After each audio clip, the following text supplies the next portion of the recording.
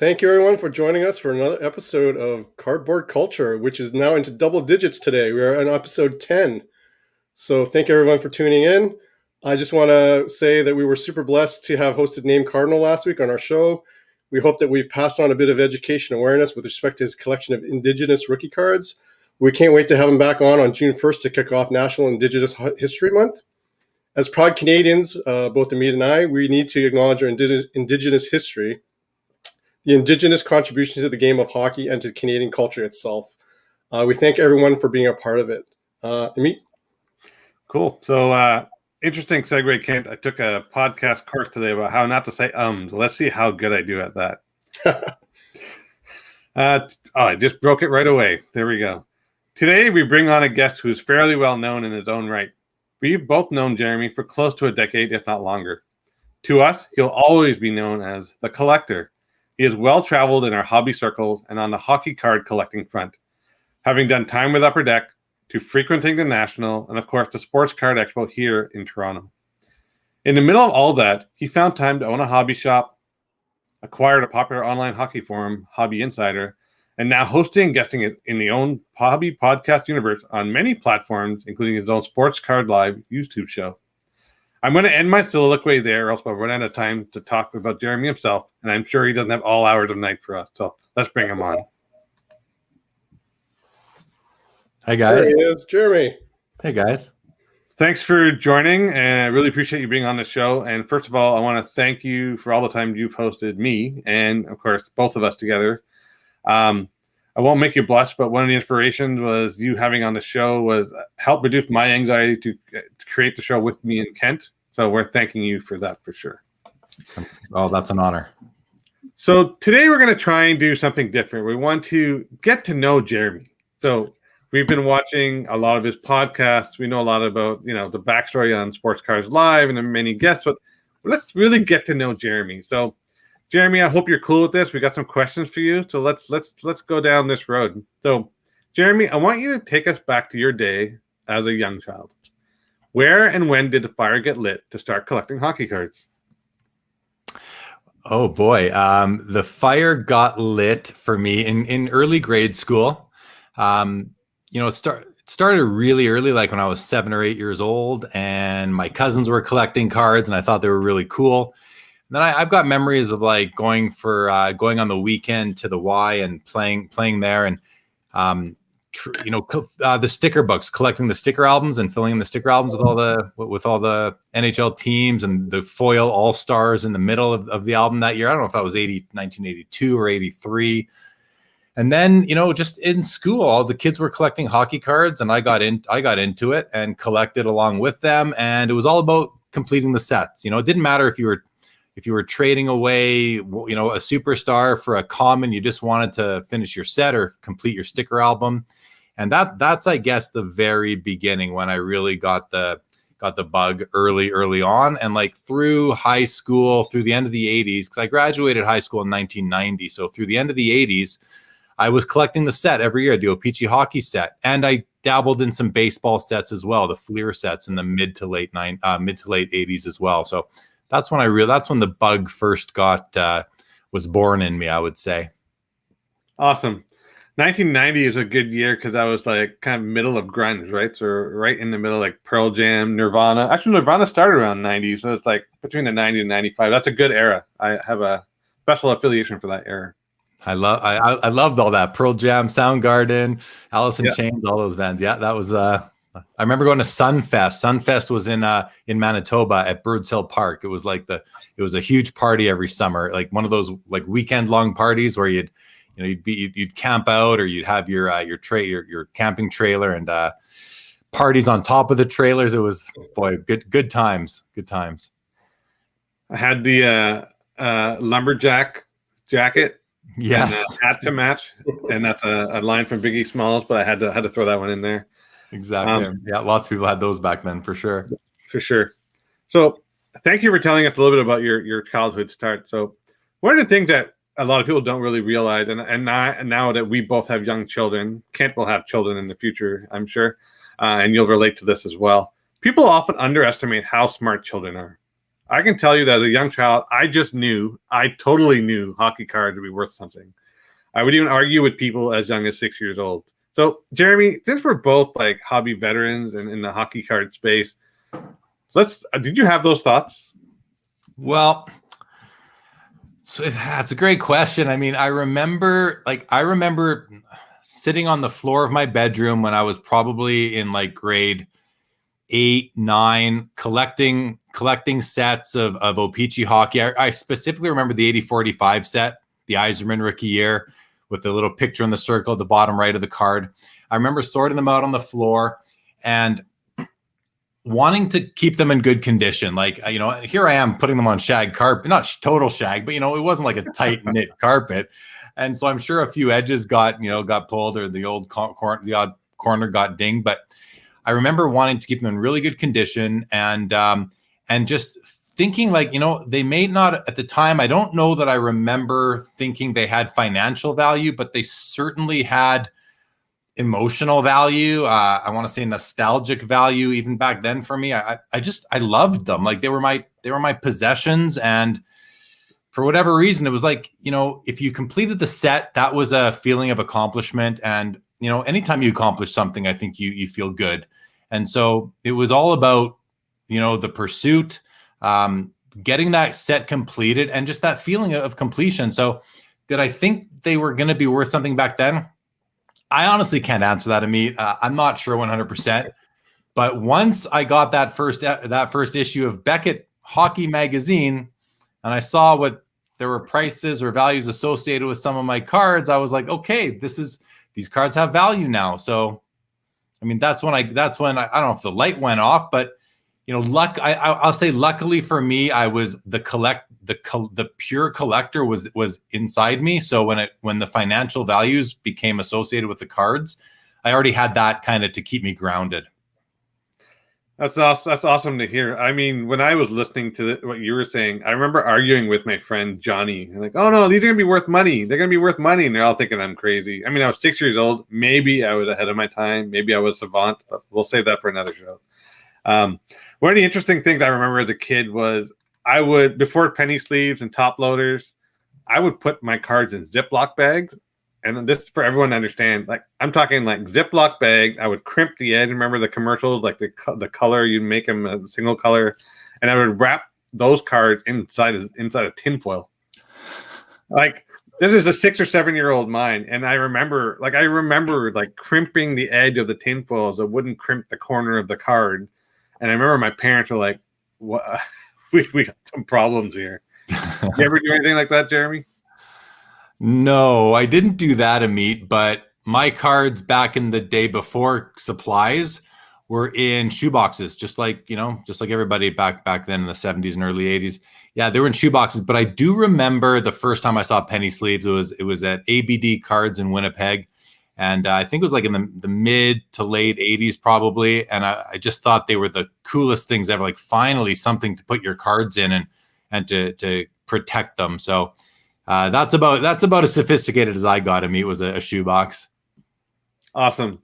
And I've only said twice to this point, because that's a record for me. So I'm going to try and keep it that. Normally it's about 10. So it's a good segue to pass it off to Kent. You're muted, buddy. Here, I just said it so I didn't make it feel so bad, because I just said as well. So, Jeremy, I want you to comment on the snapshot of your childhood compared to like children and kids who collect today. Did you see shades of yourself or mirror of your own passion through the eyes of the youth you interact with today at all? I mean, that's a good question, Ken. Oh, it's a great question. We come across lots of kids in the hobby now at the card shows, and even I'll start with Charles Hind, who's been on my show just recently, and I was on his. He just had his first episode on last week, and I was on it with him. He loves the vintage cards, and I do see a bit of myself in him now, and he's 13 or 14 years old. I mean, I think he might be 14 now. And so I do see a bit of myself in him because he just loves the cards. He loves the cards. He loves looking at them. He loves reading the back. And I'm talking about vintage cards where the back of the cards told a story instead of just saying congratulations, right? So I like I see a bit of myself in him. But when I'm at a card show and, the kids come around to the table, you've got different kinds of kids that come around. You've got the kids that are there to literally just collect cards, and they don't even care what they get. Usually these are the kids that we give cards to, and Right. I mean, the three of us know each other. Right? We've been set up beside each other at the expo for several years now. Kids come by, we give kids base cards, whatever. And they love it. They look at them and they think they hit the lottery, not the financial lottery, but the gift lottery, the toys lottery, the card lottery. They love them. So, I see a bit of myself in them because as a kid, getting a couple packs of cards with my allowance every week was like the highlight of my week. So that, I see a bit of that there. But then you've got the kids that come up and they've got a box full of cards that are, cards valued from say $10 to $1,000 each, and they're there to wheel and deal and do deals and try and make a profit or trade up to better cards. And I don't see much of myself in them because when I was their age, I was just collecting. It wasn't about Sure. And there wasn't much to collect back then. You only had one set really per year in hockey. I did collect the football and baseball and basketball back in the late 80s too, but you didn't have the options you do now. And there weren't all the autos and patches and jerseys and all these awesome cards that we get to see now. So I'm going to go out on a limb and say I don't see myself in the youth of today when I was their age. I see today's age. I see myself now how I am now because it's more like they've stepped up. They're behaving more as adults, the way they're transacting versus us behaving as children. Do you think today that kids may be thinking cards are a little bit too monetized versus the actual collecting aspect of it? I mean, yes, I do. I mean, but at the same time, it's one of those, like, that's where the hobby is. The hobby it's expensive. So if when I was a kid, when we were kids, for $2, you could get a week's worth of card entertainment, right? 8 packs, sort them into your set. Now for $2, you can't even get a pack of penny sleeves anymore. So it's a total different, the hobby is so much of it. I see a lot of people saying we can't even call it a hobby anymore. It's a business. Well, I disagree with that. And I disagree with that because the hobby is the hobby. That's the greater word to describe it all. But within the hobby, you've got all these things, including the business of the hobby. So, yeah. I mean, I think kids today, they, and by kids I mean like the teenagers. They're but the skills that they're learning through the hobby today, I mean, I think it's great. I think it's an amazing advantage that they're going to take the skills that they're building by wheeling and dealing and negotiating with people 20, 30 years older than them. Those are skills that are going to serve them well as they get out into the workforce and the real world. So while it's, some people might say, it's not like it was, it's not for kids anymore. I say it's the way it is, either embrace it and adapt to it or keep on complaining about it, but no one wants to hear you complain. Sure. Fair enough. So just talking on that aspect alone. So would you want your son or your daughter to be a collector one day? Yeah, good question. Like, yeah, of course I do. Right. Cause I'm so passionate about it. I love it. I love cards. I would like them to. I'm obviously not going to force them into it, but I have a feeling because they're, kids will imitate you. They'll imitate their parents. If they see you do it, they're going to do it. Right. So, my wife and I, we try to set the good examples for them, like just exercising, right? If they see us exercise, they're going to want to exercise and be physically fit. So the way, when I kind of take the collecting analogy, if, my kids know, well, my daughter knows, she's 4, she knows about cards. She always says, Daddy, can I have some cards? So I'll give her some cards and she takes them and plays with them and can I have some more cards.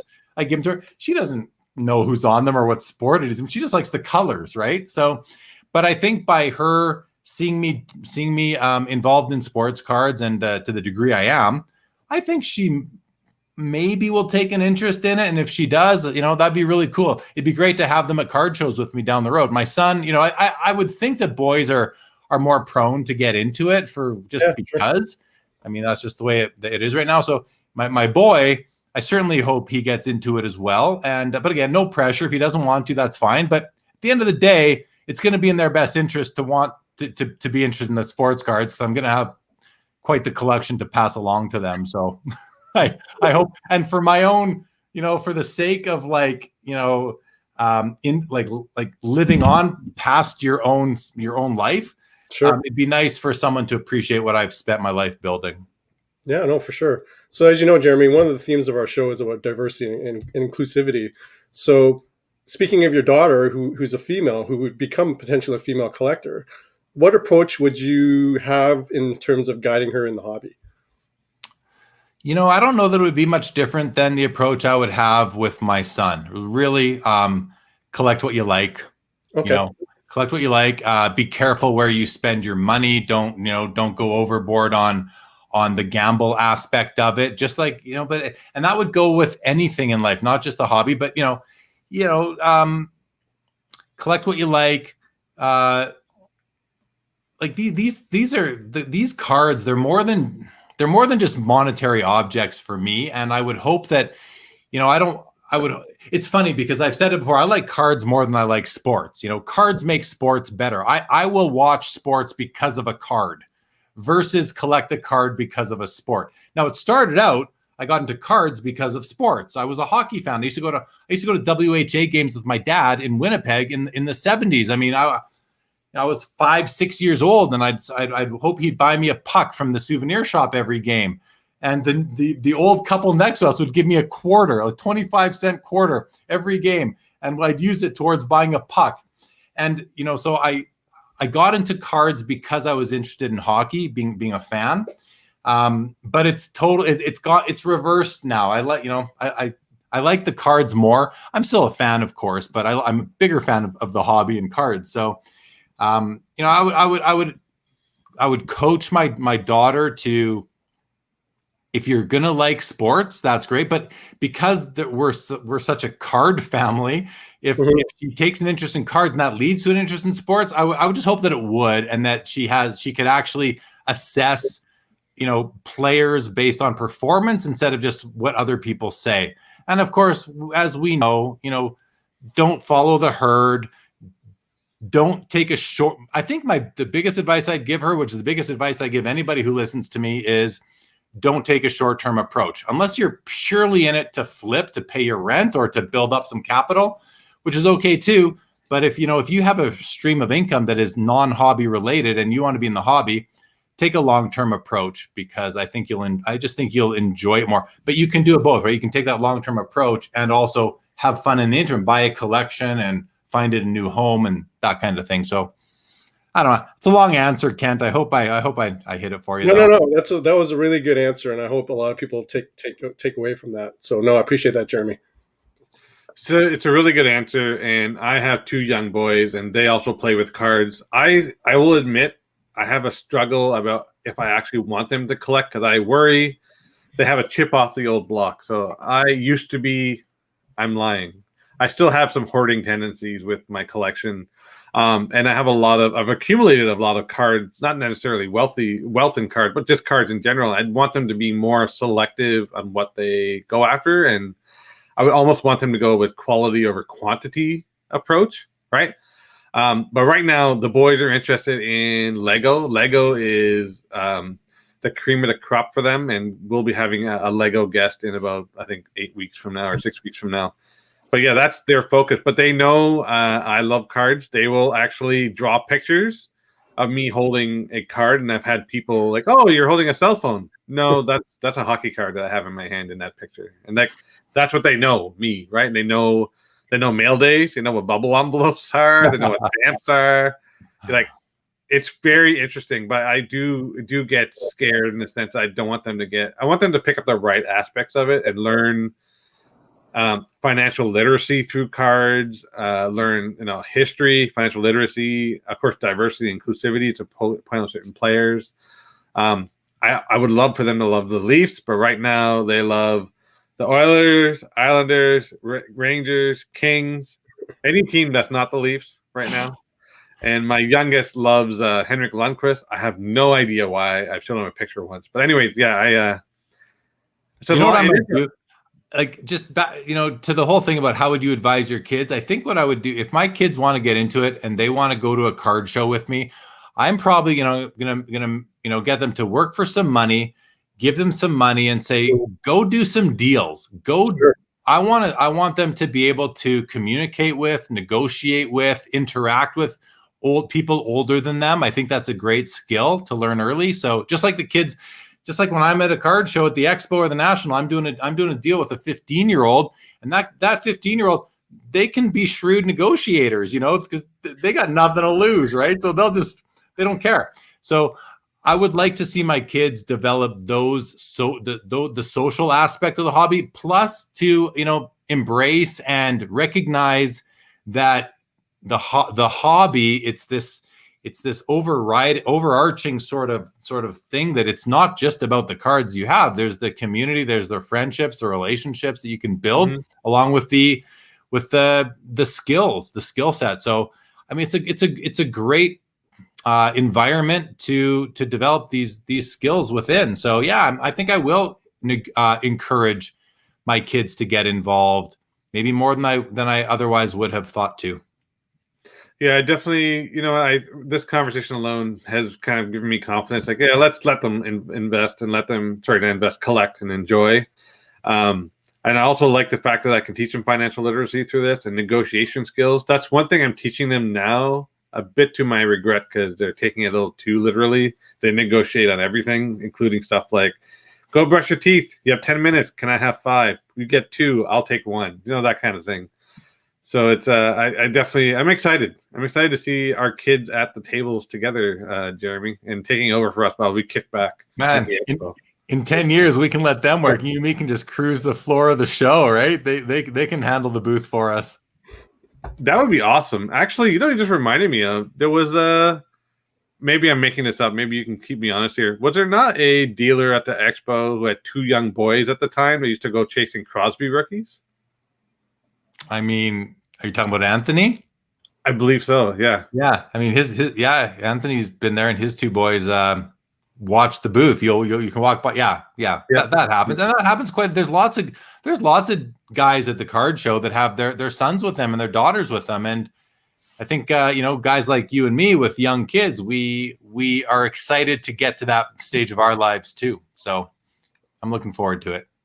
For sure. We got some comments here. So hockey guy Chris, he heard the topic of kids come up and decided to watch the show. Thank you, Chris. Chris actually has a question for us there too. Yeah, I'll go to the question. Oh, here we go. Question for the 3 of you. Do you think it's feasible for companies to get kids involved in the hobby in a sense of how Jeremy's childhood hobby experiences was like? And if so, how?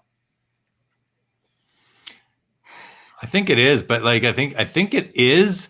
But by kids, we're talking really young kids that don't understand finances and money quite yet. Because as soon as they do, the hobby has a lot to offer in that area. And it's kind of just, I don't want to say almost human nature to go that way, to see it. And let's face it, the more expensive cards get, the nicer they are, the cooler they are, the more technology there is, the ink, the memorabilia.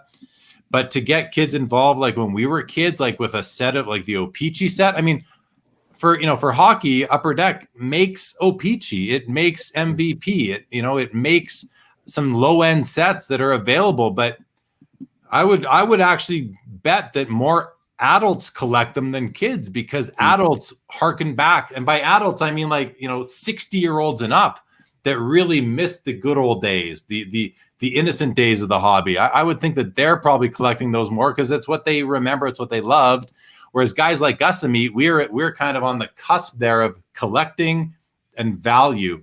We saw both. We lived through that transition when we were still young, impressionable, that kind of thing. So I think the possibility is there, but I don't know.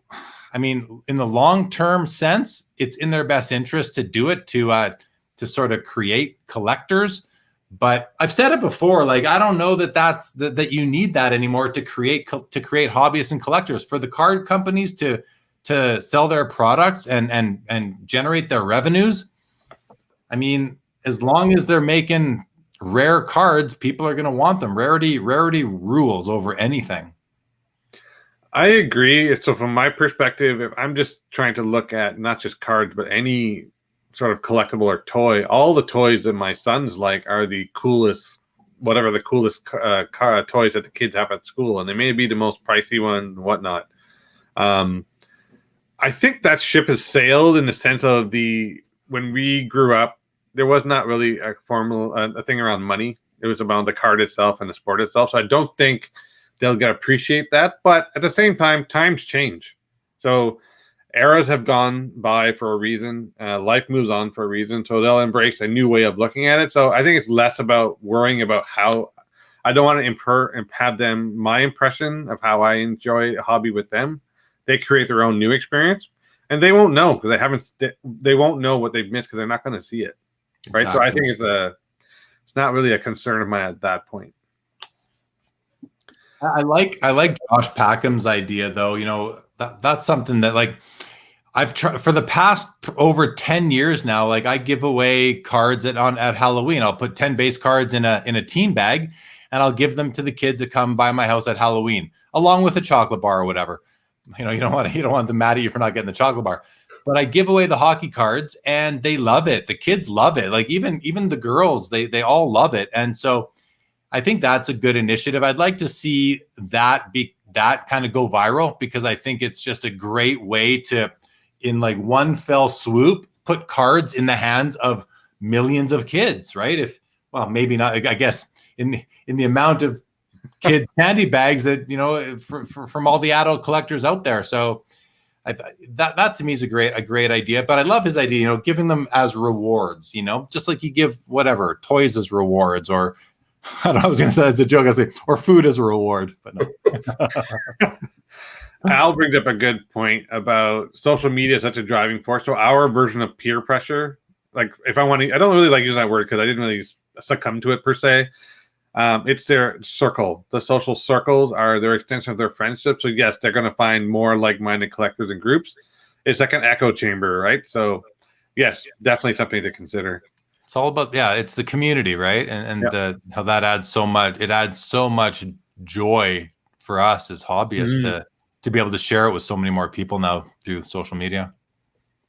I'm interested in Kent's view as you don't have any children, but you've seen my kids. But what are your thoughts, Kent? Well, to Jeremy and your point, I think today things are different than how we were growing up in terms of collectability. For us, it wasn't so much about the monetary value. It was more like, oh, I love Wayne Gretzky, or I love Ray Bourque, and that's why I'm collecting or opening these packs to hopefully pull one of these guys, because I admired when I was watching them as a kid. Today, it's a little different now because people realize, like, people like Zion and, you know, Patrick Mahomes and guys like that all have value. So are they actually really collecting the player because they like the player or the team, or are they really trying to pull the guy who's worth the most money? And I think that's the biggest difference today compared to our generation when we're breaking packs. Because I can tell you, something like Jeremy, I would, like, you know, do a paper route or hopefully get my allowance from my parents, and I'd run to the corner store and I'd buy whatever hockey packs they had, because I was into the players and the teams, not so much as to who was worth the most. So I think that's the biggest difference. Yeah, it was that. Yeah, for me, it was pulling the cards of the players that I saw. And I remember every morning the newspaper would come. I'd go to the sports section and I'd read the stats, the goals, the assists, the penalty minutes, even the attendance interested me back in the day, right? Like that was I remember every Tuesday in the Winnipeg Free Press, they post the stats of all the teams in the league. It took up one full page, and I would cut them out. I'd cut out the teams into little rectangles, and I would hate when one team started one column and continued to the top of the next, because it didn't continue, right? You had to tape them together to get it. And I'd those were like cards to me. Those were stat cards. And it was about collecting the cards of the players that you saw and followed through this is pre any sports network, right? But it was also about completing the set. You know, it was the sense of completion and the thrill along the way of seeing those players that you watched on TV playing hockey. And we also had hockey on once a night on a Saturday night, right? So you don't get the full exposure, right? Like kids do now. So there's that too. Those are really great segues, and there's a couple of good points that the crowd brought up as well. Like, and I want to bring up one point that Chris has made, which is a lot of collectors fall in the trap of keeping up with the Joneses. Yes, that's an easy way to lose money quickly. So I really put an impression on my son. I'm like, look, just because it's cool doesn't mean you need it, right? Never need something. You want something, but you don't need it. So he's 8 years old now, and he's starting to get the want versus need, but it's going to take a bit of time before he gets into it. Yes, Josh, what is a newspaper? I used to deliver them. I still smell newspapers. The worst were wet newspapers on delivery routes, but that's a different story for another cast. And then Jeremy is like, used to cut out the weekly stats too, had a file folder. Yeah. I actually right on. What's that? Go ahead, Jeremy. Sorry. No, I said like right on, because Jeremy Pringle and I used to do the exact same thing. Yeah, that's awesome. I didn't know if I was alone in that, but obviously I wasn't. Back in my eBay days, when I bought everything, I bought a collector's newspaper clipping of the least from way back from the 60s. But you can't show newsprint to light, so I can never see it. It's in a box, so I can never look at it. It was a silly purchase. Let me just speaking of newspapers. So when the Winnipeg Jets had their last year in Winnipeg, it was heartbreaking for me, and I was a huge fan my whole life growing up. I saved the sports section from the Winnipeg Free Press every day that year. And I only recently actually, I think I got rid of them, but I snapped pictures of all the cool articles from those newspapers. I was, doing some decluttering sort of thing. Okay, do I really need these? But I snapped pictures of them on my phone. So I still have all that. But yeah, collecting newspapers was a way another thing to collect before. Yeah, for sure. Before there were as many things as there are now, especially hobby wise. Now I pretty much get my whole collecting fix just through sports cards. There's a few other things I collect, but I'm not nearly I'm not active in many of them at all. Like maybe one piece a year type of thing. Whereas cards are like sometimes one piece a day. Yeah, for the articles, for sure. Because I even have an old Sporting News somewhere in my room because it had an article about Walter Johnson. And Walter Johnson is one of my favorite MLB Hall of Fame pitchers. And I have it somewhere around here, but it's like from the 1920s or something like that. That's cool. Yeah.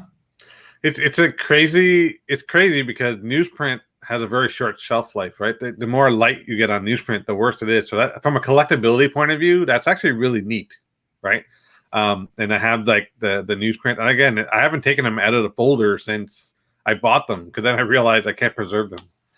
Anyways, crazy things that we collect. And actually, Jamie, what are a few things you collect besides cards? Just let the crowd know before we go into our next wave of questions. I collect.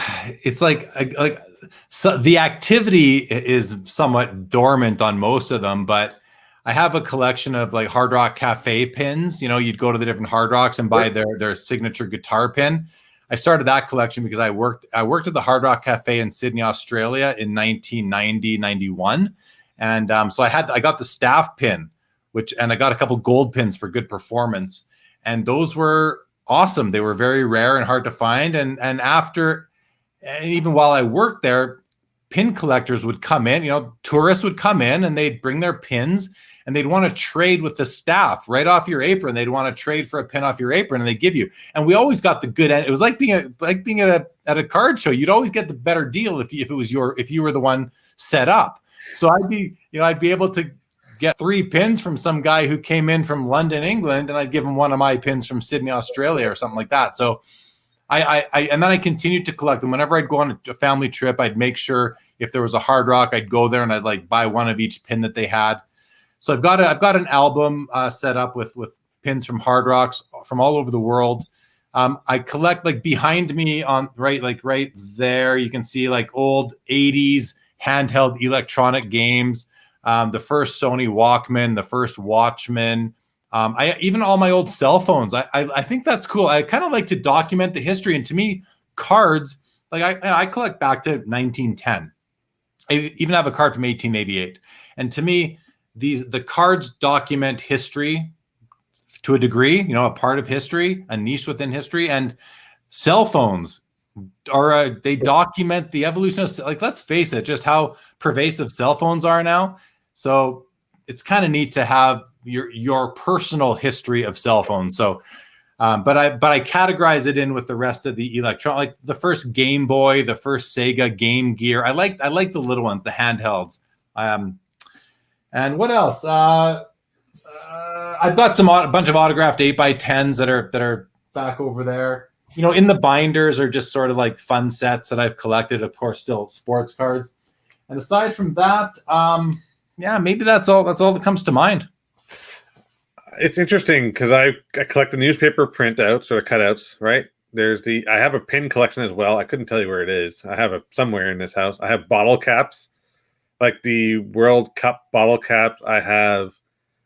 I don't know if anybody remembers this, but when Maple Leaf Gardens shut down, I believe Labatt created replica Maple Leaf Gardens 2-4s. So we got that. I've got actual life-size stadiums. I have too much, but it's just, and I have video games too. I have all my old systems and games I've kept. We never got rid of them. Let's see what Cardboard Max is. All the book reports I did in grade school were on sports book. Researching the history of sports will lead you to a great collection. That's a very good sentiment for sure. So, Jeremy, I think it's a good time to get into. We learned about Jeremy as a child, and I have to say, from your answers, you're a very intellectual child. it was like no, and I can see you're one of those kids that probably was like, I think, and I didn't do as much thinking as probably you did as a child. Let's fast forward to Jeremy, the teenager. So, for most of us, Jeremy, as a teenager, it's a shift in priorities, if you will, right? For most, it's not the most diehard collector when you're a teenager, right? Some of us shift into video games, and you already mentioned that. Chasing girls, of course. Listening to music, a grunge era like us. How does young, long-haired Jeremy approach the collecting life as a teen? I mean, right through high school, I was doing all the things that high school boys do. I was partying, I was chasing girls, I was doing all the things that we do. But I was also always, my collecting was still something that I was doing. Like I collected the full set every year right through the end of high school. Like I remember the 88-89 set, the thumbtack year, the Brett Hull year, I collected that set hard. Me and my buddy Austin, we used to go to all the Mac stores and buy all the packs. I loved the gum, man. I loved the gum. When Topps Heritage came out in like 2000, 2001, I couldn't eat enough of that gum. I'll eat 30-year-old gum today. Like I love it. And now now it just disintegrates in your mouth. It can't be good for you. Back then you could spit it out. Now it just disintegrates. But anyway, I remember we'd go buy all the packs. We'd put together sets, and I remember taking a bunch of complete sets to high school in grade 12 and like selling them to other kids for like $15-20 a set. Oh wow. Yeah. So I mean, I did it all the way through. Even when I was, a long-haired. I actually didn't have long hair till my 20s. Till I was about 20, 21, 22. But yeah, I had a full head of hair, believe it or not, halfway down my back. Because I went to Australia right out of high school. I went on the SWAP program, the Students Working Abroad program, with a buddy from high school, and I came back with long hair. And at that point, it was all about university, part-time jobs. But I was always going into Joe Daly's and Superstars in Winnipeg and buying boxes and packs and singles and. Like in 89, I think I started collecting the rookie card of all the 1,000-point men in hockey. So I had a really lofty goal at a pretty young age, and I still have a bunch of those cards today. I subsequently got them all graded in 2007 or 2008. I think I went at the National, and so the teenage years, yeah, I just added all the other interests in on top of what I was already doing. You were multitasking. I couldn't think that far ahead. And I did collect a little bit here and there. And I remember walking by hobby shop, but I'll be like, I think I'm gonna go to the arcade. Remember those arcades? Anyways, we won't go there. So that's an interesting segue into your teenage life. So I want to kind of go into, or we want to go into your adult life. So we've gone through Jeremy as a child. We learned a little bit about Jeremy as a teenager, and what you said there about being a teenager kind of sums up teenage life because it really isn't that complex, right? Now we want to talk to. I'm making an assumption there, by the way, making an assumption. So if I'm wrong, make sure you correct me, Jeremy. Now we want to make sure we talk to Jeremy, the adult, at least the adult. We would like the adult to come out now. Before we go there, let's introduce a few more ingredients to the soup mix. You used to own a hobby shop. You're now an owner of Hobby Insider. Now you're a host of a popular YouTube show called Sports Cars Live. You've been in the hobby for what, 20, 25 years, if not more? Yeah, more even. More. You're now married. You have children. We've established you're married with children. Go back to any of your thoughts as a child. And did anything you thought of back then come true today? Well, when I was younger, I mean, I always thought I'd be married with 4 kids by the time I was 30. You know, that didn't happen. I had my first kid at just shy of 45. So, you know, I'm like 50% behind on where I thought I would be. I mean, I never, you know, I remember the first time. Okay, so I remember when Upper Deck Premier Collection came out in the 2003 year, and you know, the Rick Nash, Jason Spezza year, and I remember thinking to myself, wait a second, you cannot have a rookie card that has a patch on it. And an autograph, that can't be a rookie card. That has to be an insert card. And that's all I knew. So it took some getting used to. So when I was a kid, I never imagined that the hobby and the cards that we collect would evolve the way they have. I never could have seen it coming. I just didn't. And I think that speaks a lot for like what Carvin did and all the other innovators at the card companies over the years, how they did see these things and they made them happen. Whoever first thought of putting a piece of jersey in a card, whoever first thought of getting an autograph card pack pulled, whoever first thought of stamping a serial number on a card, like those are innovators. Those guys changed the hobby. Whoever first thought of grading a card, third party in a sonically sealed slab, right?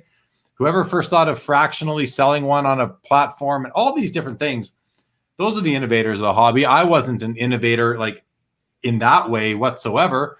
But so, yeah, I mean, to answer your question more directly, no, nothing happened that I saw coming from back in the day. I just thought cards would stay the same, 35 point or skinnier cardboard cards, 1 or 2 sets a year. When Upper Deck came out, it certainly opened things up, and especially in 1989, 1990, more brands came out. It was kind of like back in those days, you collected everything. I wanted everything. Even in 1990, 91, you could still get everything. Even the rare cards, you could get them. But boy, that changed. I never saw it coming. Just how many different options there would be in the hobby to collect, how many brands every year. And it seems like you hear like a guy like LeBron James has 87 different rookie cards. Like never saw that coming. I don't know if that was the spirit of your question or not, Amit, but no, any answer to this question is the spirit of the question. There's no, this isn't Oprah, and we're trying to get you to a specific. Jeremy, did you ever think they would be as innovative as they have been so far, like with acetate and precious metal gems, that type of stuff? I mean, no, because so the only time my focus on the hobby kind of came down, my focus on the hobby is at maximum. It's been at maximum for many, many years, like 21 years now, probably. But from 94, 95 until 99, 2000 in there, I wasn't as focused on the hobby. I was going to university. I was getting my degree. I was becoming a chartered accountant. I was very busy studying to, be able to have a career in that. But even through that, I was still involved. But when I remember going to Superstars in Winnipeg, probably in 1995, it must have been 96 or 97. And they had Fleer metal and hockey. And I remember a buddy of mine, Sean, who, he's not really in the hobby. We went there together and we're like, these are pretty cool, but they were so different. To me, it was like, it's kind of getting away. I was a traditionalist. I liked the evolution of cards from like the 1950s through to the late 80s, and then even into the early 90s with the better card stock and the upper decks hologram on the back and those sorts of things. But then they got, they took away the background, they put in these crazy designs, and I wasn't ready for that. I wasn't ready for it. I wasn't expecting it. So when I saw it, I was like, this is weird. And what's funny is that now I totally love it. Now to me, it's all about these unique designs, because there's only so many times I need a picture of a player on a card in my collection where he's on the ice and you can see other players in the background. So I love those unique pieces. I think that the second half of the 90s is this very narrow scope of time in the history of the hobby that is always going to be remembered and admired because of the creativity. Sure. So anyway, back then when I saw those, to answer your question, Kent, like, I saw it, but I didn't have any idea that was going to last for like 5 years, and then that it would even continue and would end up evolving into more like technology cards and die cuts and several layered cards. And then I remember when we saw the first thick card came out, the first 130 point. I'm like, whoa, 100, like this is a thick card. Then they went to 180 point cards. Like, whoa, and now you got cards that can be that thick. Depends what they stick in them. So. Pacific is what did it for me. So Pacific Private Stock Reserve, if I'm not mistaken, I think it's 0203. I want to say Patrice Bergeron rookie year. I think it was. It was the first $20 pack I could remember. And I remember playing pack poker at $20 a pack. I remember everyone at the flea market was like, oh, he's doing pack poker with $20 packs. But I loved the card. And to this day, if I could find the Patrice Bergeron rookie, I just want it for my own PC. That was 0304. 0304. That was beautiful.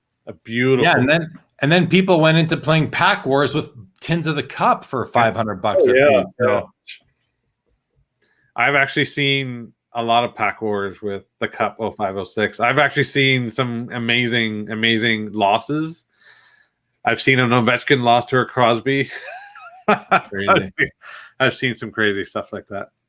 So, Jeremy, you made a comment earlier. You said you're not really an innovator. I kind of disagree, because innovation is a very broad topic and applies to many things. For example, you used to own a restaurant. You own your own enterprises. You've owned a restaurant. You started up bought Hobby Insider. You started your own, other works that you've done on things. Sports Cards Live, for example. I think that's innovative in its own right. And I think, it's a fair label to apply. But one thing I want to know is you're not afraid to fail. That's pretty obvious. So how does that translate to your approach to collecting hockey cards? Well, that's a great question, Amit. Really good question. Because I mean, I'm going to be completely honest. Like I am afraid to fail. Like but it's that fear of failure that makes me want to not fail, So, there's a trainer that I train with sometimes. Like I do Peloton now, and so there's this trainer, and she's like, what does she say? She says something like, don't worry about what anybody else says, Oh, and it was so timely too, because from my most recent episode, the I don't know that I got a lot of hate, but my guests sure did, and some of it was kind of directed towards the show to a degree, and she was saying, like, don't worry about the haters. If you have haters, it means you're doing something right. Don't feed the haters, she said. So I kind of look at that like, I don't want to fail because then you got to kind of start over again, I suppose. But by being afraid to fail, it causes me to just do my best. So, and if I do my best and it doesn't work out, I'm okay with it, because I know I did my best at it. And if I do my best and it works out, well then, great. Like that's the reward for being afraid to fail. So kind of weird. Like, I don't, and as I'm saying this, I'm trying to figure it out for myself and me, because this isn't, I don't have this well thought out, as you can probably tell. But as far as it relates to sports cards and hockey cards, like, if I see a card that I like, I've learned that my ability to spot a trend ahead of time, because while I love to collect, I also figure, if I'm spending a lot of money on a card, I don't want it to go down in value. Like, a lot of people say if their cards go down to zero, they don't care. Well, that's good for you. If my cards go down to zero, I'm going to care. Like, I'm going to be real. I'm going to care, because I've got money invested that if they go down to zero, I could have put that money away for my kids' education, for my kids' future, for my own retirement.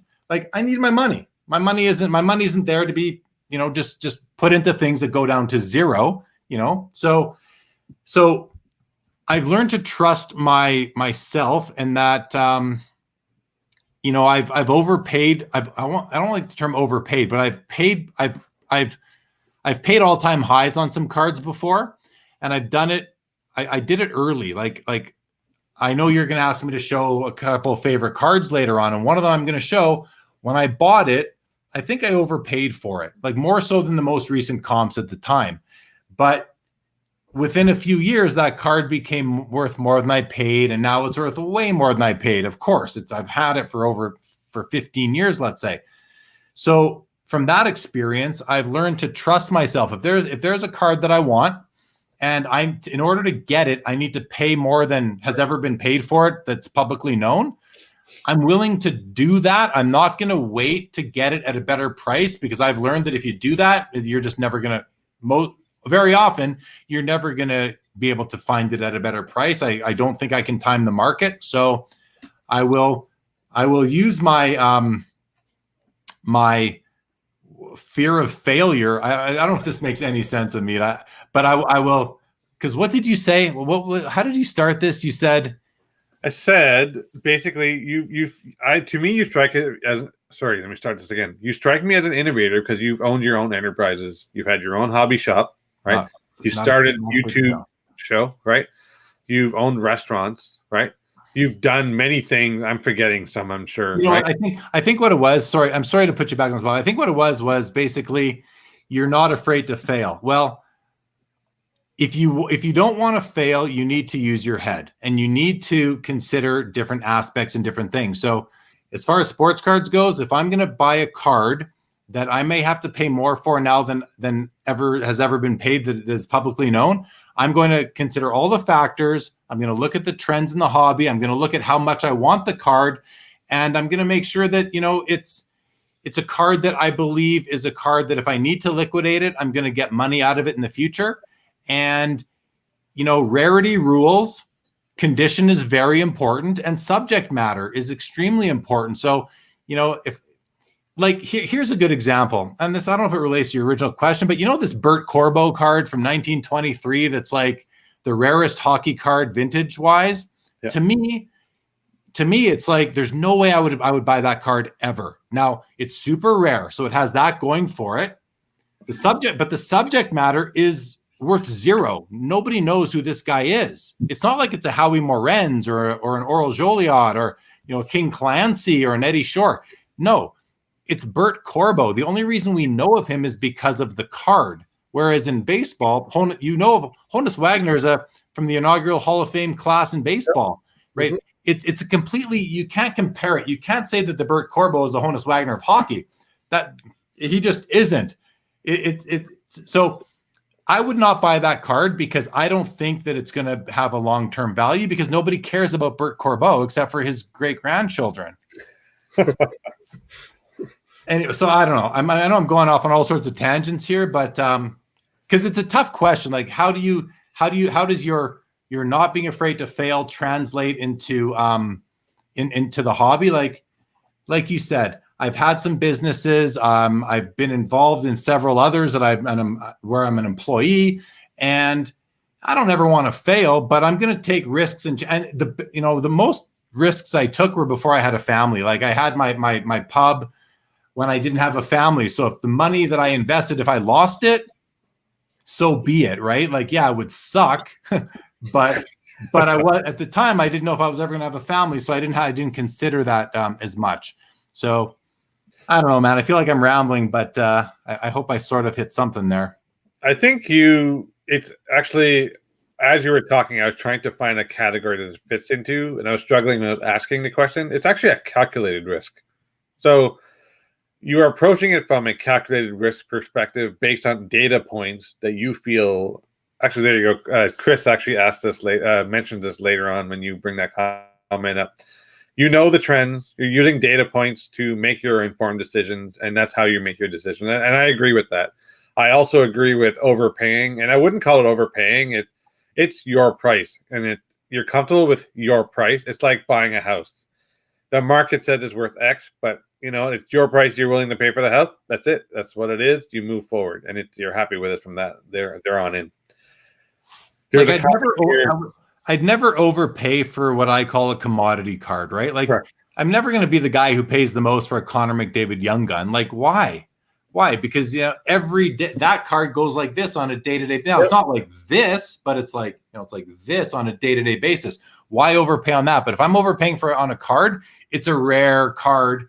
If you think about it like this, the Honus Wagner card, right? It's Gretzky and McNall bought it for $451,000. Then I think they sold it to Walmart for $660,000.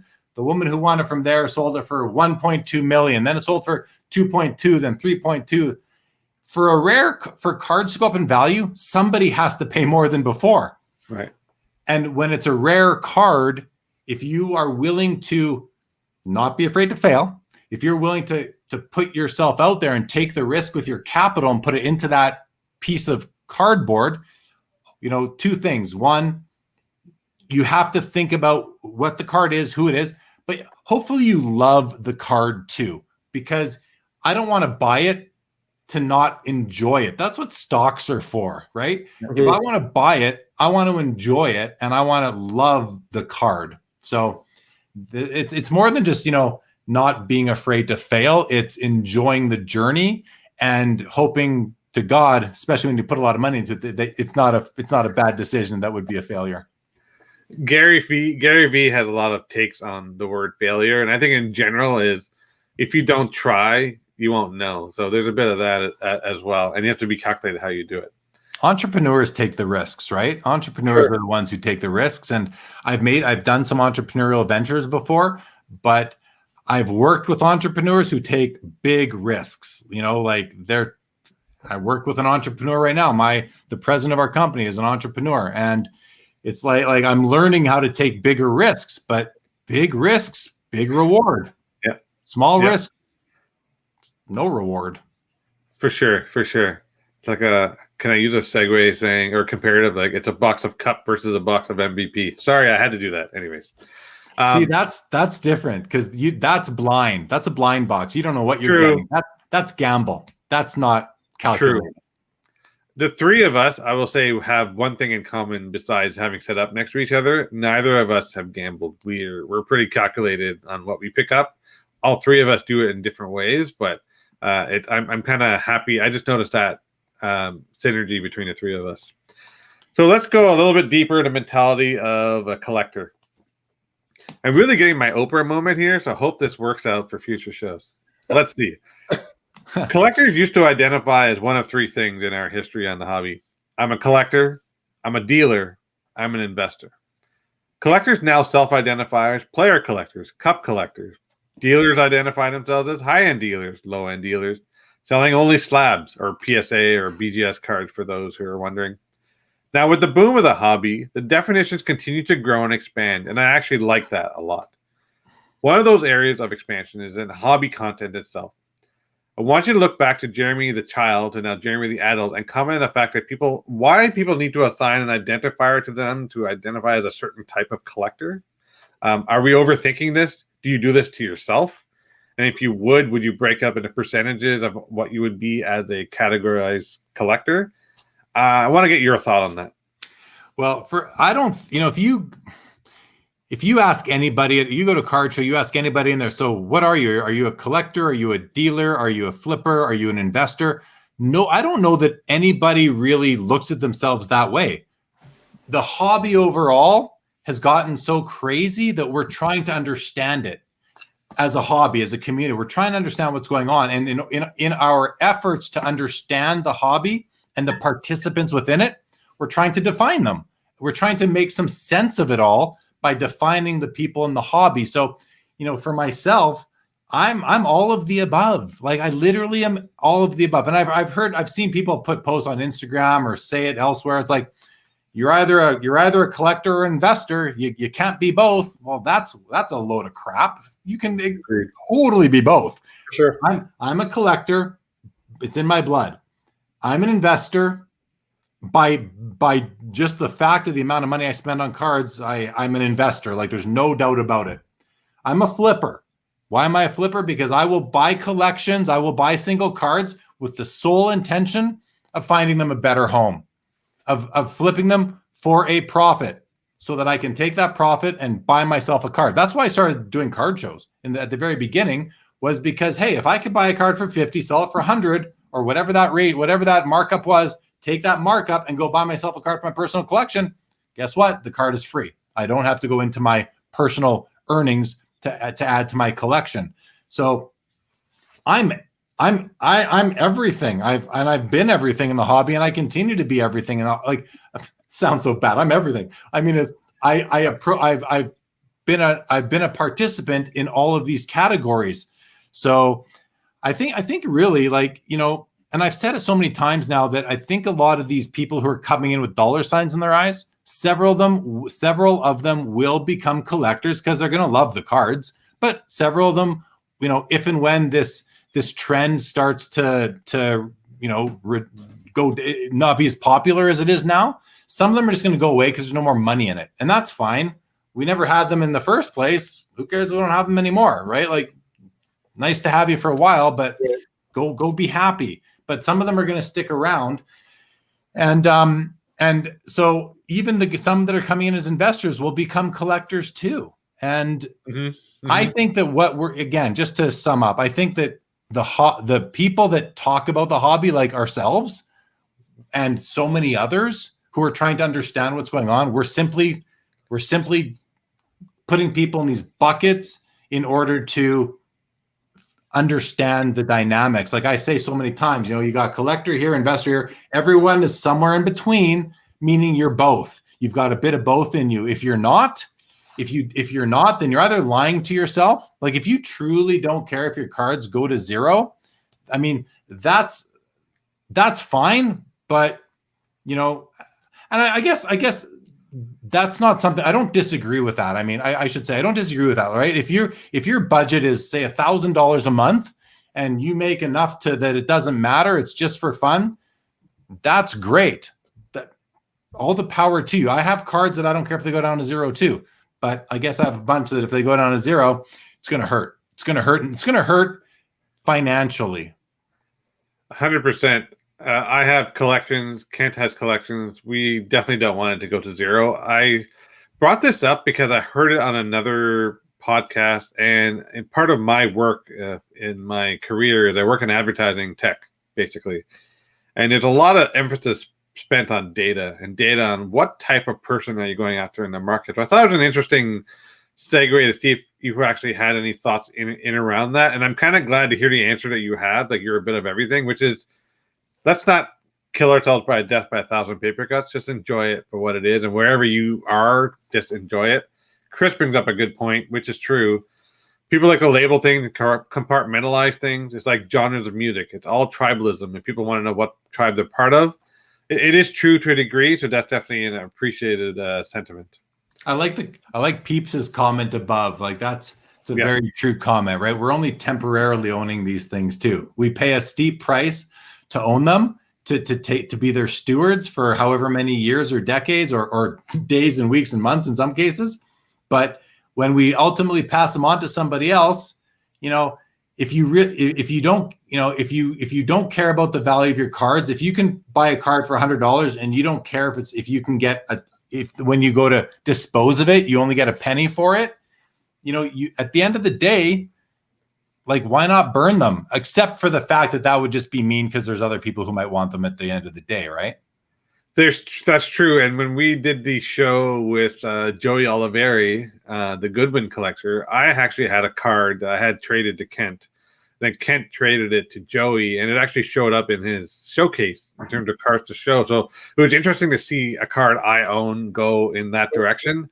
And Patrick Bet David actually mentioned that, there was a question, I can't remember, I believe you asked him, or he mentioned it in one of his shows, is I'm comfortable knowing I used to own this Gretzky card. It's okay. I was one of the owners of it. It's okay. Someone else can own it. I have a bigger fish to fry to go after the mantle or his top 5 or whatever it was he was after.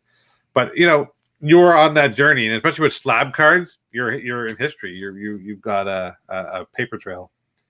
Yeah. So let's go back to we've been talking a lot about different aspects of a hobby. I've got another one here, and hopefully I don't stump you on this one, Jeremy, but let's try. Here's an interesting segue. Let's pick up. Well, we had a bit of a discussion on this. So initially I said let's do one card. We're gonna change it up a bit. So you get to pick a couple of different cards in different sports, however you want to just slice and dice it. But the question remains the same. I want you to pick the card up and look at it as 6-year-old Jeremy, look at it as 15-year-old Jeremy, and look at Jeremy now. Can you tell me if the emotional currency applied to that card as a child, as a teenager, and now the same, less, different? How does that feel to you? Well, you did warn me about this one. So I did pick out a card. I picked out a card that is in my personal collection that I've had since 2007 or 8, and it's an important card to me. Do you want me to show it now? How do you want me to do this? Go for it. Let's do it. So it's one of the most important cards of my collection, one of the most valuable cards of my collection. But I brought it out for a reason. So it's my Bobby Orr rookie card, 1966 Bobby Orr. And the reason why I brought this out is because I mentioned it earlier. I remember going into Superstars. I might have said it to you the other day or whatever, but I remember going to Superstars when I was younger. I don't know how old, in Winnipeg, and seeing a Bobby Orr rookie card behind the counter, up on a shelf in a brick, in one of those lucite bricks. And I think the price on it was $3,000. I mean, back then, $3,000, like that, it's still a lot of money, but it was a lot more money back in like 1993 than it is today. And it was a card that I was like, I really coveted it. It's like, wow, one day I want to have that card. That is the, it's the wood grain TV set design motif of the card. It's everything about it. Like the clean cut young 18-year-old Bobby Orr, his head right in the middle, the background of the card. Like there's so much about it that, and the fact that it's a landscape portrait card too, which, to be honest, not my favorite thing, but as far as this card, it's the only way to have it. Right. So back when I can't remember this, when I was 5, I can't really go back to 5 of me, but I can go back to 15, and this card was out of reach. It was like, something that you never saw. It was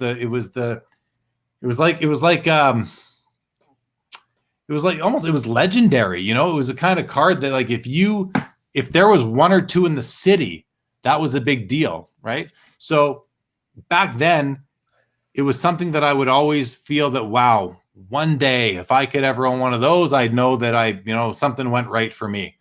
And when I acquired this card in 2000 and whatever, 7 or 8, it was a big moment. It was a big moment for me because it was like, all right, it was like a sign that my life was kind of on track. I guess you could say I could afford to put X amount of dollars into the card. I didn't buy it thinking that it was going to go up in value from, say, 1,000 to 10,000. I bought it thinking it was going to go from 1,000 to maybe 1,500 by the time I died. You know what I mean? It was like not about the future value increase. But so that would take me to like being set from 15 to, say, when I bought it, which was, I guess I was probably 30 something when I bought it. And now here we are, I'm in my late 40s and I hold the card and it's worth significant money. Like this is a PSA 8. So it's pretty rare. And now it's like, okay, this card is going to be the down payment on my daughter's house. That kind of thing. This card is going to represent something very significant for my family one day. Just like my guest from late Saturday night who sold his Kobe collection to buy a house. Bought a house in New Jersey with his Kobe collection. If I can parlay what I invested in this into setting my daughter up with something or helping her buy her house or whatever it may be, I mean, damn, that's something to hang your hat on. That's something to be proud of, and lucky too that the hobby, went where it is. So I guess that would explain that card for how I think about that card. Cool. You can do a couple more cards if you're at it. Well, we did chat. You said okay, one per sport. So I did pull out one card per sport. So I'll go to football. Okay. So I pulled out my Joe Namath rookie because it's just such a cool card, and it's it's an oversized card. It's a tall boy, and I mean, it's about like obviously Joe Namath is a Hall of Famer. This card is iconic, but the thing about it is that this card is, when you look at anything that you look at any like collage of cards that represent the hobby, this guy is like, it's right up front there with the 86 Jordan, with the Wayne Gretzky rookie, that sort of thing. So with a 52 tops mantle, you're going to see this card in there. So to me, this card represents, important football cards. Joe Namath still has a presence in sport.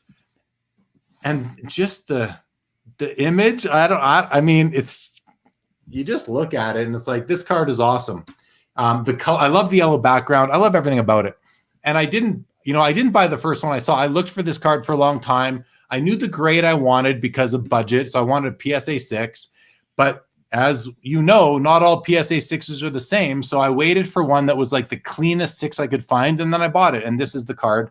I probably had it for, I'm guessing I've had this card for 7 or 8 years now. And it's an important card. It's a Mount Rushmore, a football card. It's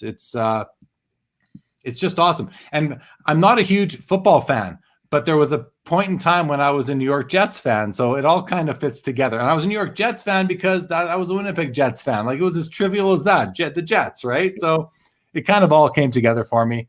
And I'm not a huge fan of oversized cards, but I have a few. There's a few like the Lou Alcindor, the Kareem rookie card, the 65 tops tall boy, 64 tops tall boy Gordie Howe, which, similar looking card with the yellow background. So, you have a few now. It's its own little collection within the collection. So that's the football card I pulled out. Any comments on that, Amit or Ken? No, I what we're getting at is I can see the joy in your eyes. So we can see it, right? So that's the main thing. Sorry, I couldn't remember. Did you have one more? Well, I pulled out a baseball and a basketball card too. Let's do the baseball and the basketball, and then sure. So the baseball card, a newer edition. I just bought this last year. I just love it. It's one of my favorite cards just from its looks. It's a 1999 Star Rubies Ken Griffey Jr., who was, like one of the players that I really enjoyed in the 90s. And so I picked this card up. I love it. I absolutely love this card. It's when I bought this card, Amit, I put it on my watch list, and I found myself looking at it throughout the day for the 10 days leading up to it ending. And every time I looked at it, it's like, I am buying that card. Like I'm getting that card no matter what. I'm getting that card. And luckily the bid I put in there was enough to win the right to pay for it. And so I did. And, again, it speaks to kind of how that period of the second half of the 90s produced some really cool cards. The basketball card I'm going to show also is from that period. And it's a period that I wasn't that involved. So it's a whole new era of discovery for me right now. I'm always discovering new cards from the second half of the 90s. And it's just a lot of fun. It's kind of like this whole new area of the hobbies opened up for me. And I'm just excited about it. I have a rule. So and I've mentioned this to Kent a few times, is if I have to look at a card more than 2 or 3 times within the same, let's say, 2-hour period, by the time I get to about the 3rd time, I buy the card.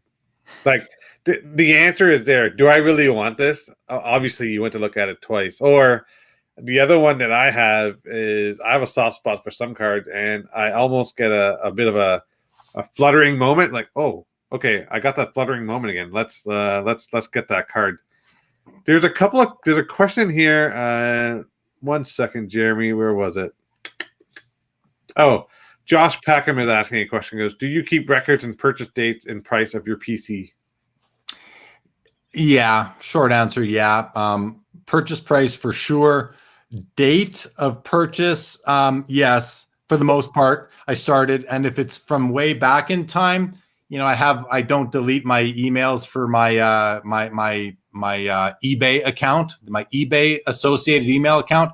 I don't delete emails in there, so I can search back as far as eBay and see what I paid. If it came from a show, it's a little bit more challenging. I've kept records, but some of those records are hard to find now. Different laptops come and go over years and that kind of thing.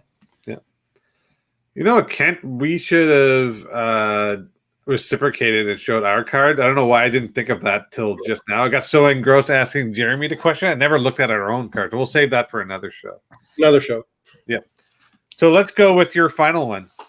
Sure. So this is, it's the Michael Jordan Jambalaya, which is kind of considered by many the best insert card of all time. I certainly believe that to be true. I love jambalayas in hockey, and this is from the first time they did them, the best player to have one. It's Michael Jordan. Like, what else needs to be said about that? And it's a card that, again, back in the day, I remember hearing about them, but I didn't know the significance of them until later on in life, really until probably 5 years ago that I come to learn the significance of this card.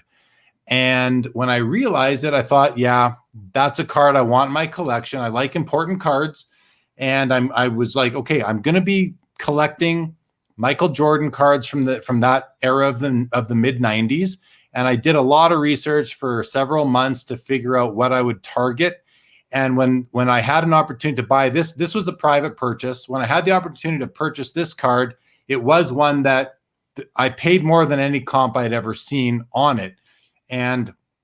But I knew that a card like, first of all, Michael Jordan, Jambalaya, BGS 9.5, condition very important. It's actually a true gem plus 3 9.5s and a 10. So it's, I just knew that you're not going to lose money. So it's you can collect it and you can park your money in this particular card and not worry about that card going down in value. Because I'm bullish on the hobby. I don't care that, Gretzky rookies, that were doing X in January are now doing, X minus 20%. I'm not fazed by it at all. I don't look at the hobby on the time horizon of weeks or months. I look in the time horizon of years and decades because I'm a long-term holder. So this is a card that I knew when I bought it that, okay, significant money, the most I've ever spent on a card, this guy right here.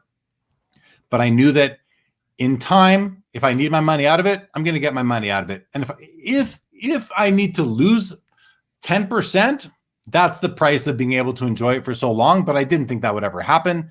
And with the way things have gone, even with this is the card that won't correct. There's also a few of them that, and I bought it at a good time. Like I bought it actually just in January of 2020, and in terms of value, it's done well since then. So again, I gained I paid more. I broke the record, you could say, the public record on it. Wasn't the first time I'd broken a record on a card, but I only did it because I'd done it before, and from a financial perspective, it ended up being a very good decision. So I wasn't afraid to do it this time either. And it's the coolest looking card in the hobby.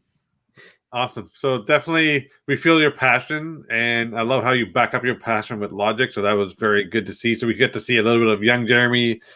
Teenage Jeremy was probably like indifferent, I guess, at that point. But so adult Jeremy and child Jeremy, we definitely saw that point. I hope so. We got a couple of questions in here. Give me 1 second here.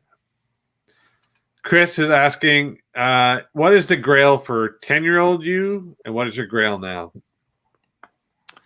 I mean, 10-year-old me, I don't even remember. Like 10-year-old me, so we're talking 1982, the Dale Howard-Chuck rookie from when I was busting packs of 82, 83 O-Pee-Chee. That might have been my grail back in 82. I didn't have a grail. Like, I don't know if that counts, but hard to think I would have had a grail back then because money wasn't involved. So everything was attainable. You know, if you had a few bucks, you could go back and buy an older card. My grail now, my grail now is a Michael Jordan 97 Precious Metal Gems red out of 90. That would be my grail card right now. Will I ever own one? I mean, you know, that's a $250,000 card now. So unless something crazy happens in my life, I don't see myself ever owning that card. I'm not losing all hope, but I'm at like 5% hope. Okay. So my reasonable grail would be right now, you know, it'd be cool to get a 52 Topps Mickey Mantle, you know, like a PSA 3 or a 4. It'd be cool to get a 51 Bowman Willie Mays because I passed on that card for so long waiting for the right copy, and now that card is like 10 times what I could have bought it for a few years ago. So that might be out of my reach. But I mean, I don't know if there's any more grails than that for me right now. Awesome. So I just noticed we're having so much fun with the show. They're already at the hour and 20 mark. So Jeremy, are you okay going a little bit longer to wrap up a few more questions, or how's your time? Good. Yeah. Normally, just for people watching, we try to stick to an hour to make sure we don't wear out everyone else's voice. Especially Jeremy's on quite a bit in the week, so I want to make sure. Sorry for talking so much. No, it's all good. This is great content. So I know Kent had some questions that he wanted to get in there. So let's, Kent, you want to switch to you for a second? Sure, sounds good. So Jeremy, let's talk about hobby content for a bit. So the amount of content that's on podcasts, YouTube, and pretty well any other platform that we can think of nowadays. At the beginning, you know, we were watching everything, and then lately we kind of pared it down to only a few shows. But, you know, we felt that sometimes things are getting a little bit overwhelmed by just association. So the amount of focus on money and focus on negativity, especially, this was especially the premise for us to start our shows. We wanted to do something, you know, different. What are your thoughts on the hobby content today, and where do you think it's headed? I mean, there's so much of it now. Even like when I started my show, which is we're like a week and a half short of a year ago, there was very little available. There was some, but most of it was like mail day type videos, which are great. But I wanted to hear people talk about the hobby.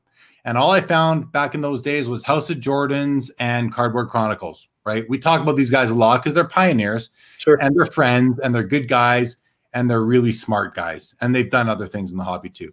So, I mean, I wanted that kind of content, and I went out and started doing some myself, obviously. And as the year went by last year, I found more and more people that were doing it, and I found a lot of it really interesting, and I still do. But like you guys, I'm not watching as much as I used to, because what I'm finding now is that there's so many headlines in the hobby. We had a big one today, right? Topps going public.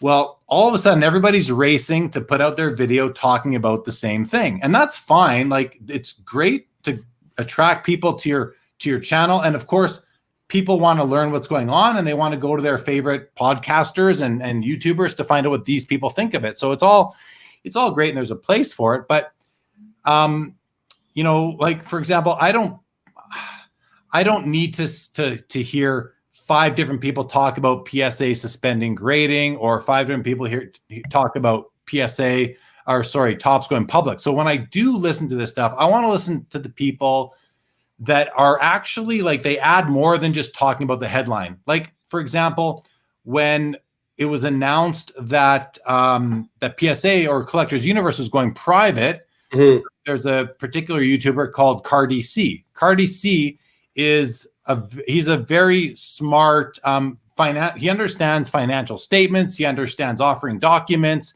he understands that sort of thing. So he analyzed the documentation that was behind the deal, and he went through it and he talked about it. I found that really interesting because I didn't take the time to go search and read these documents.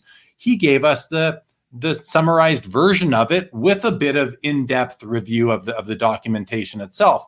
So I found that to be great, but I'd rather listen to somebody talk about it that I know has, I don't know if it's experience in that particular area of knowledge, that expertise in that area, and of course, there's so many different kinds of content out there now, right? You've still got your mail days, which I enjoy. I like watching. I like seeing the cards that people pick up, but I like those to be short videos. Even what we're seeing with some of these more transactional type shows, like Sasha T does his, where he's just showing himself doing wheeling and dealing. I find that interesting to watch. I love content from card shows, even if it's just walking around talking to people and showing the stuff in the showcases. So where do I think it's going though? I think it should get even more mainstream. I think I recently heard that there is some sort of show coming out on like network television, that's some sort of hobby content. I don't know who or what, but something. I think Ken Golden mentioned something once. So I'll ask him about that on when he's on guest on my show on this Saturday. So I don't know. I think it's just going to continue to evolve. It'll evolve with the action of the hobby too, right? The more action there is, the more headlines there are, the more things to talk about, the more people are going to do it. Because eventually, if the hobby calms down, then a lot of these shows that are out there talking about what they're doing, how they're making money in the hobby, it's going to be like, how am I not losing money in the hobby? That's what it's going to switch to. Instead of how am I making money? Because that, anybody can make money in the hobby from 2020 till now. The interesting stuff is going to be like, how am I not losing money? And maybe it's going to then get to how am I, how did I lose money, or how did I don't know.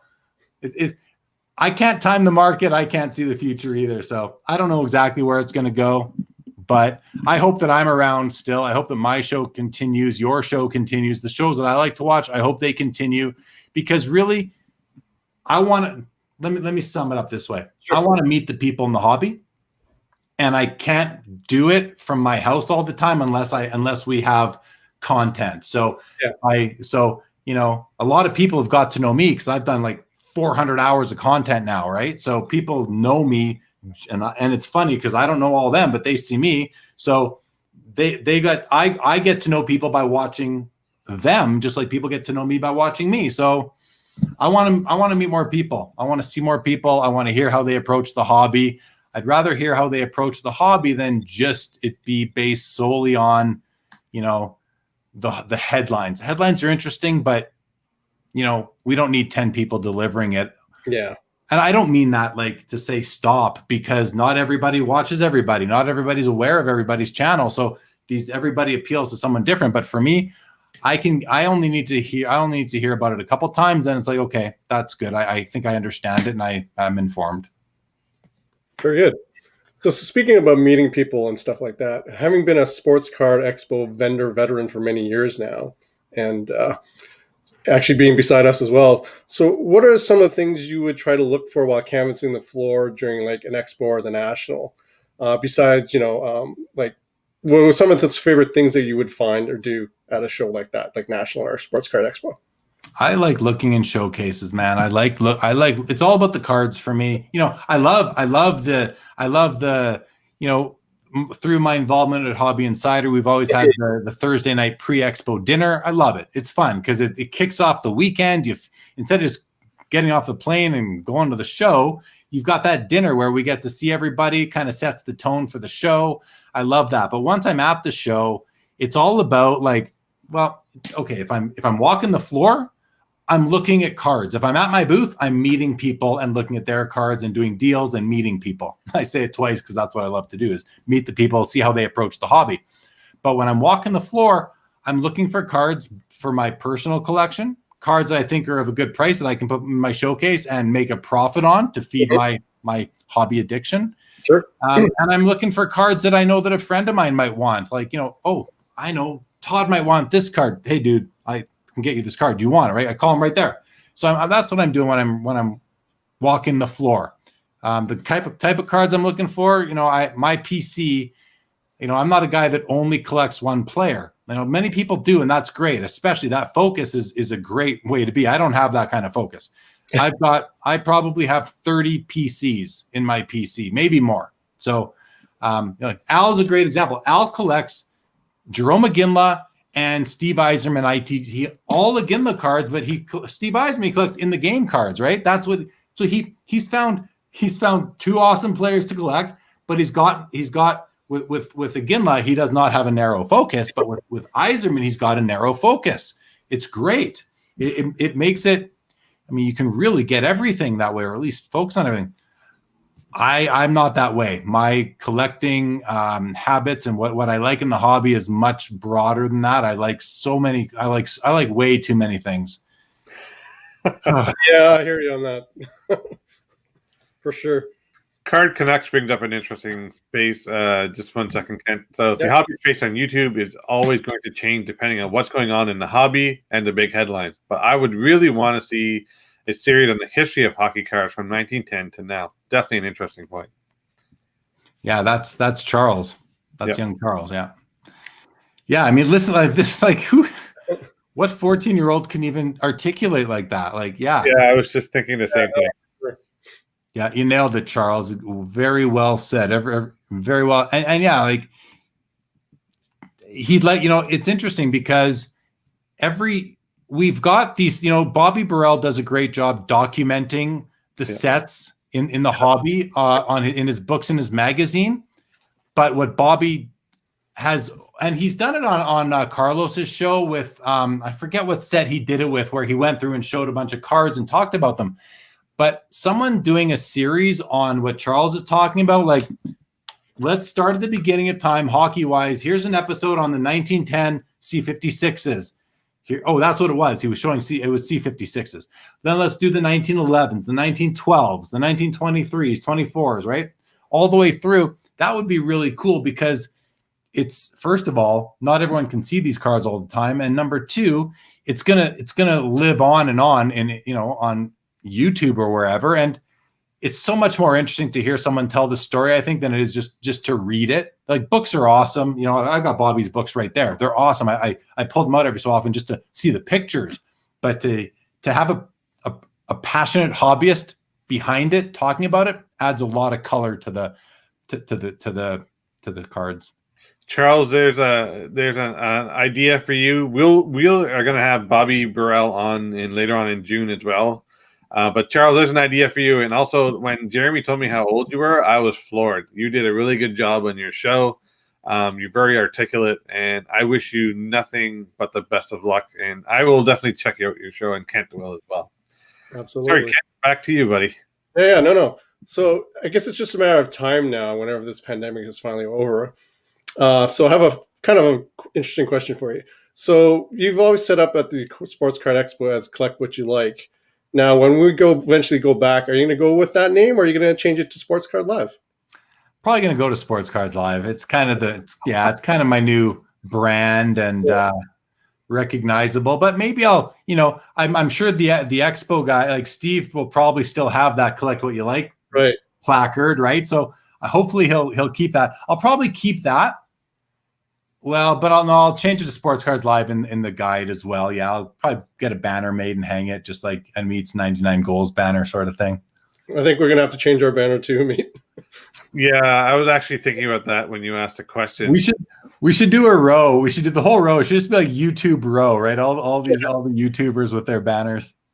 You know how all the air dealers have the balloons? We should have one for YouTubers. Yeah, that's right. For Steve, if you're watching, and you will be watching, idea for you. Yeah, we can strong arm Steve into doing something like that. I think so. For sure. So one more question for you, from me anyway. So let's focus a bit on media platforms. For example, one which just recently came out, known as Clubhouse. Now, many of us have been on the platform for a few weeks, if not for about a month now.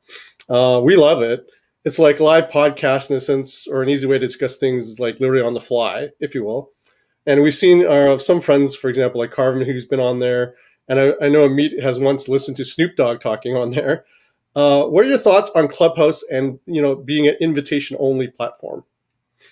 Well, I mean, they're just scaling slowly, so I don't blame the invitation only. To me, I don't see it as being like an elite sort of thing. It's more like, hey, this thing might catch fire, and if it does, we're not gonna be able to handle it. So they're just, and it's funny because as as hobbyists, it's like, it's kind of like the way HGA is approaching grading. Right. Only a few subs a week, so that's how they're doing it. So, excuse me, very smart on their part. So I was having a chat with Chris McGill just yesterday. I can write on the back of the sign for you on the back of it.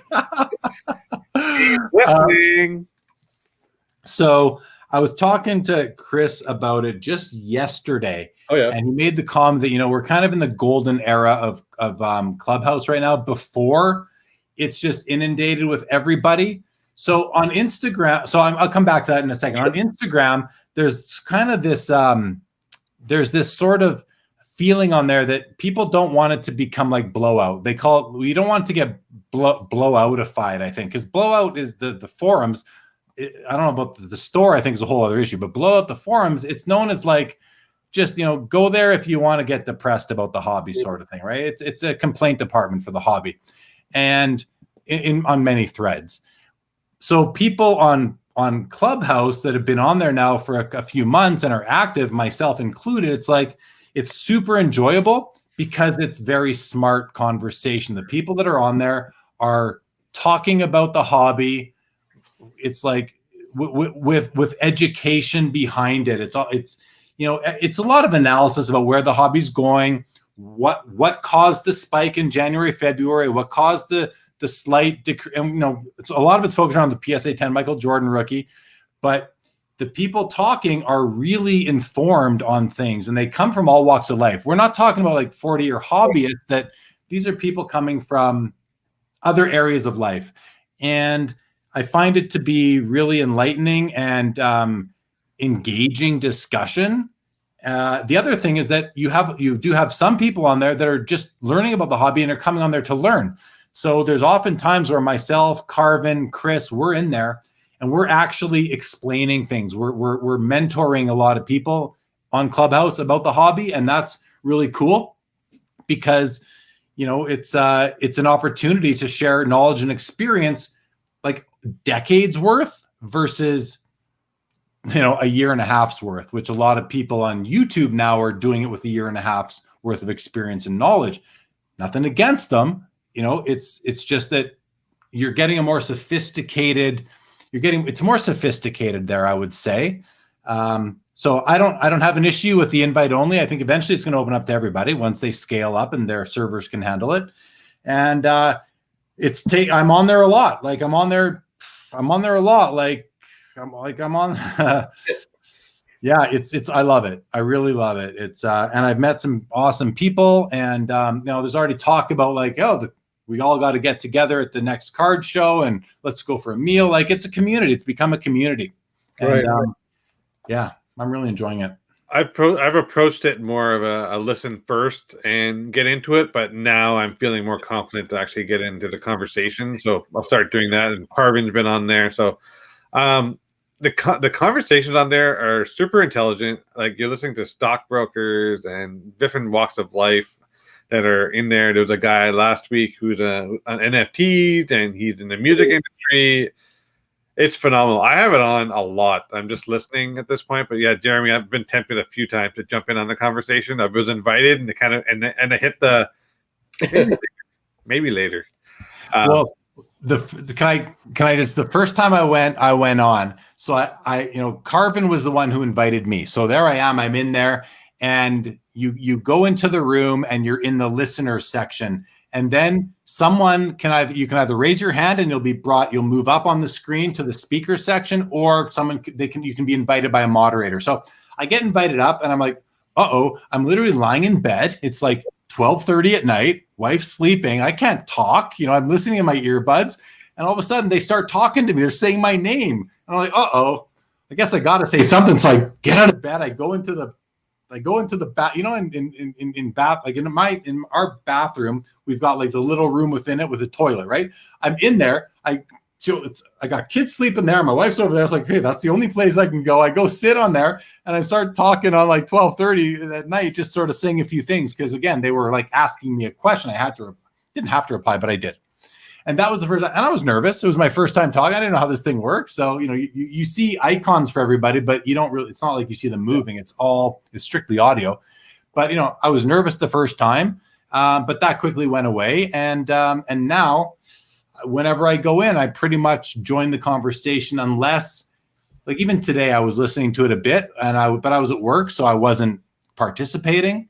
But, later on tonight, I'm probably going to find a room, see some of the people I'm following, my friends are in there, and I'll join in and maybe just join the conversation. But the nice thing is you don't have to. You can just be silent. I'll even say they'll invite me up. I'll go in, they'll invite me up, I'll accept, and I'll say, hey guys, just listening, not going to really chat tonight, but happy to, listen to what's going on. I'll kind of do that kind of thing if I don't want to talk.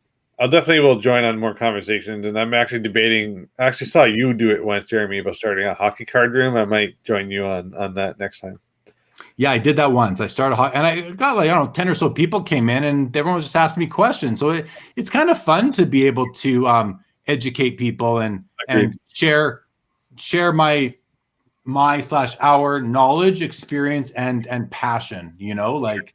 Because so much talk is about the investment angle. And while I'm happy to participate in that, because I have thoughts on that as well, it's fun to talk about the cards and just the passion. Yeah, and I think actually that's probably a good segue to actually create a channel that's actually just about that. So that might something I might try tomorrow. So Jeremy, we're at an hour and 40 minutes. It's a lot longer than I thought we were going to get to, and thankfully you're not tired, and you're doing well, all things considered, with your voice, and you haven't drank water yet, which I'm surprised. Anyways, that's the story. I've only said 6 times, I think. Anyway, let's just go there. Jeremy, we're going to wrap up the show any minute now. So first of all, before I do that, I want to thank all the viewers that came to watch tonight. That was much appreciated. Next week, we have Dr. Brian Price coming on, from formerly in the game and now with President Choice Trading Cards. If our conversation was as enlightening as it was when we first talked about coming on the show a while ago, this should be a fun one.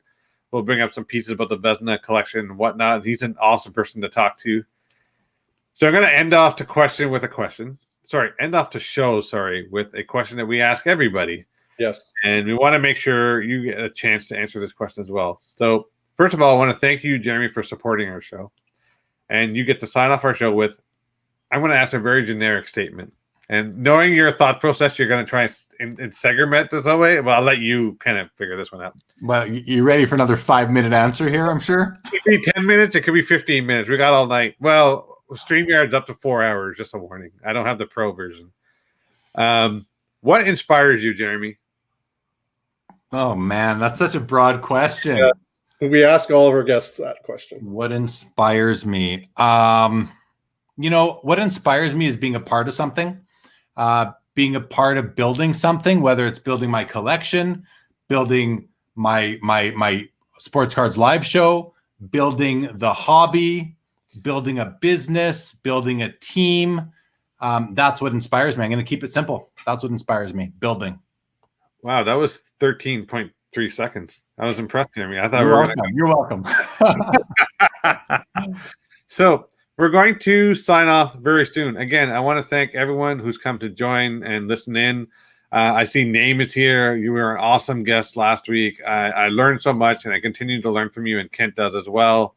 For the rest of you, I'm sure we'll cross paths. I didn't get a chance to show questions from everyone or comment, but what we've been doing is flashing them up on screen. The typical aspect of our show, we won't go through every comment, but make sure everyone gets a bit of airtime. Yes, Peeps will do a bit of a mic drop, so maybe I'll put that up on here. Shout out Peeps. Can I shout out the guys I see making comments that watch my show too? Go for it. Everybody like Peeps, Al, of course, Jeremy Pringle, Dennis, Name. We got Victor, all-time greats. We got Charles, Card Canucks, Steve Menzies out there, Josh Packham. I mean, some people, Chris, Lars from earlier on in the night. I want to thank everybody who came, because I put it out there that I was going to be on tonight, and I want to thank you guys for having me. Obviously, I love what you're doing. It's a great show. I love the spirit of cardboard culture. It's it's much needed. Fills a great, I don't want to say void, but it just fills a need in hobby content. And you're unique. You're doing something no one else is doing. So congrats on it. I'm super honored to be on episode number 10. Honored what you said at the beginning, that I was one of the partly inspired it. So it's awesome, guys. Way to go. Thanks for having me. Oh, thank you, Jeremy. There's a question that one person asked here. So Hershey's cards, really quickly. It's Jeremy Lee is on Clubhouse. I'm as Amit on Clubhouse. We don't really get nicknames or any handles there, but that's how we are. So anyways, with that, have a good one, folks. All right, folks. Thanks for watching. Good night.